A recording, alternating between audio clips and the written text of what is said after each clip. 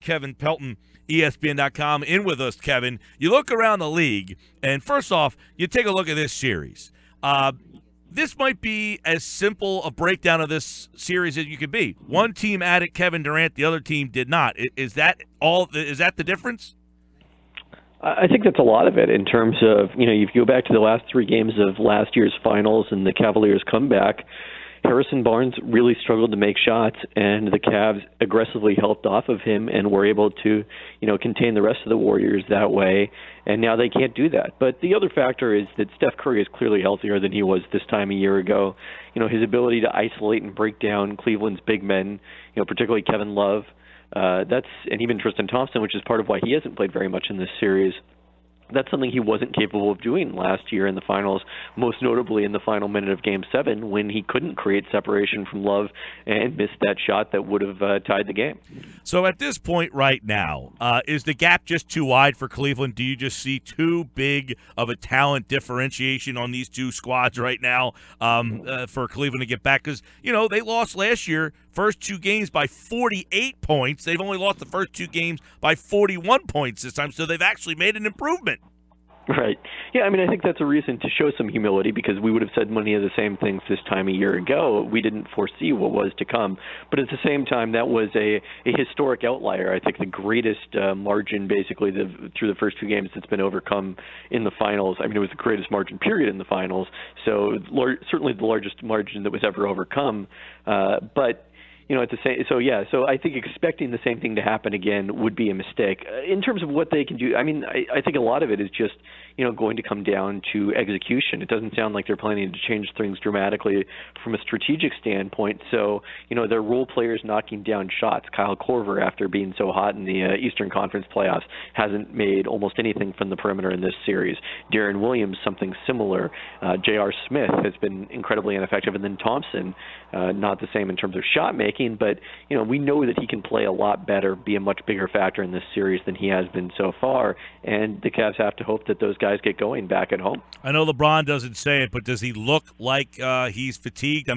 I saw something that this is the fastest series he's played in, and he's like the slowest guy on the floor, getting up and down with this Warriors team. Is it wearing him out?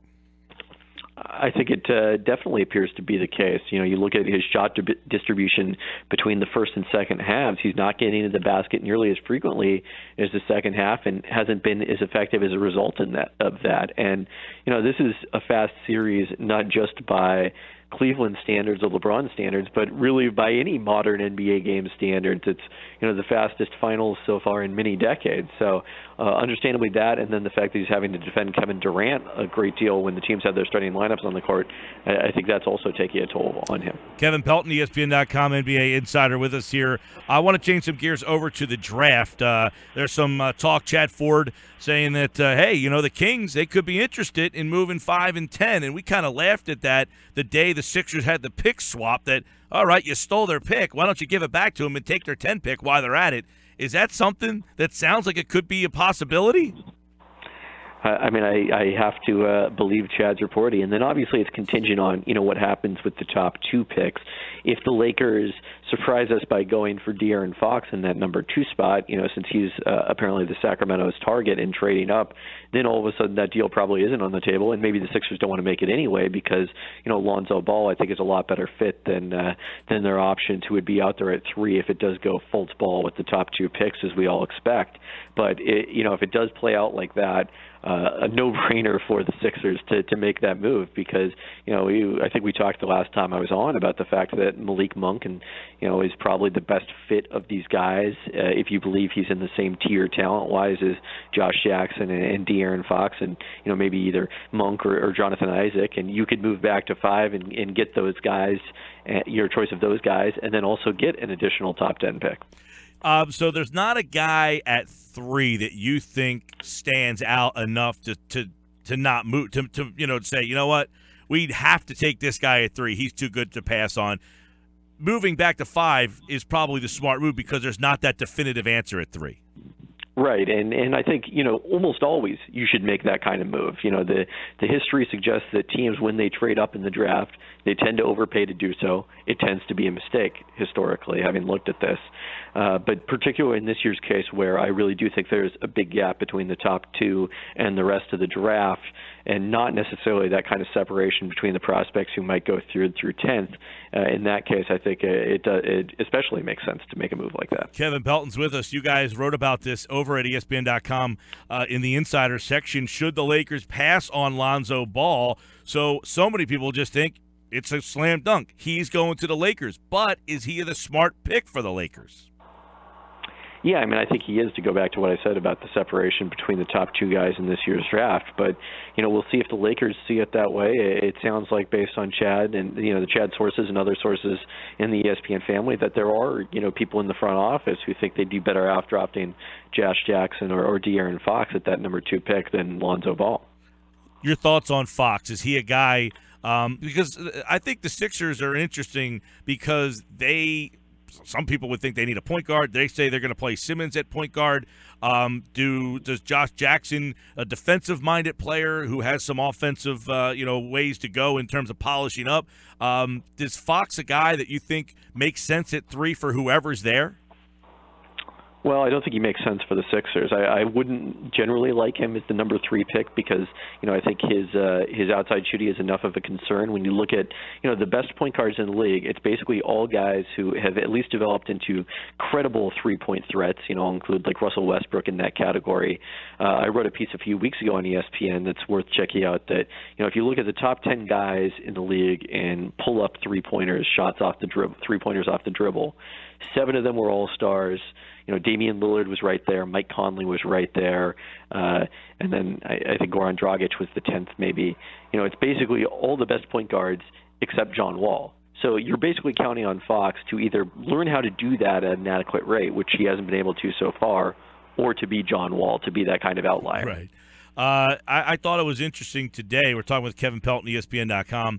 Luke Walton basically admitted what a lot of teams are saying, that the Warriors are too good. So if you want to take your time and rebuild, now's the time to do it. How far is the gap in the league from the Warriors? Do you think more teams will say, you know what, we just can't catch them, so we're going to go ahead and take our time rebuilding? I think it's tough for a lot of teams to have that kind of patience because of the fact that, there's the pressure to win now, for coaches and GMs to keep their jobs, to keep fans engaged, to keep them, spending money in the arena and watching games on TV.